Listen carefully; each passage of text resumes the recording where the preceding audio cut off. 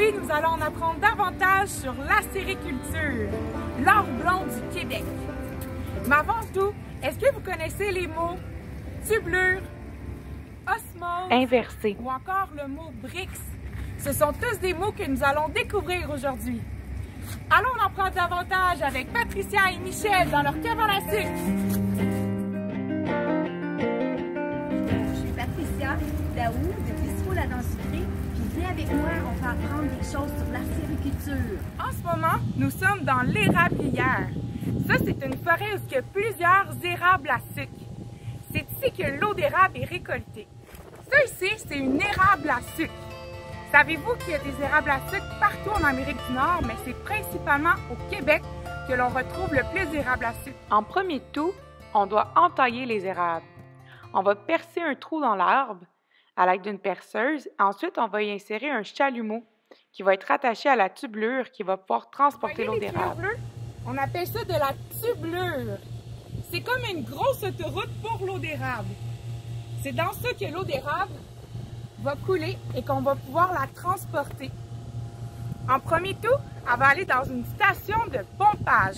Ça, c'est un endroit où on va récolter l'eau d'érable et ensuite on va l'apporter jusqu'à la cabane à sucre. Des journées idéales pour récolter l'eau d'érable.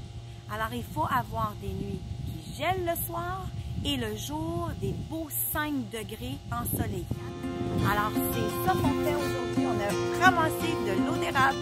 Allons à la cabane à sucre, voir le chemin de l'eau d'érable jusqu'à sa transformation en sirop d'érable. Alors, ce que vous voyez ici présentement, c'est la tubulure, les mêmes qu'à l'extérieur attachées aux érables.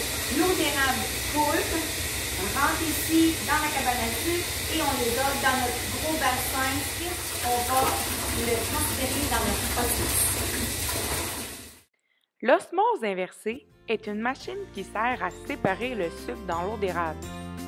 L'osmose inversée fait tourner l'eau rapidement, ce qui permet de séparer l'eau concentrée en sucre du filtrat, c'est-à-dire l'eau sans sucre. Ce bassin contient l'eau d'érable qui provient de l'osmose et on le transporte dans notre évaporateur pour faire notre sirop d'érable. L'eau du osmose passe dans les gros tuyaux que nous avons en haut pour la réchauffer. Ensuite, au bout de l'évaporateur, l'eau s'en vient et ça réchauffe, se chauffe et transforme en réduit. Et par la suite, dans les 3 derniers bassins, le réduit va chauffer, chauffer, chauffer pour se transformer en sirop d'érable. C'est prendre 40 litres d'eau d'érable pour faire 1 litre.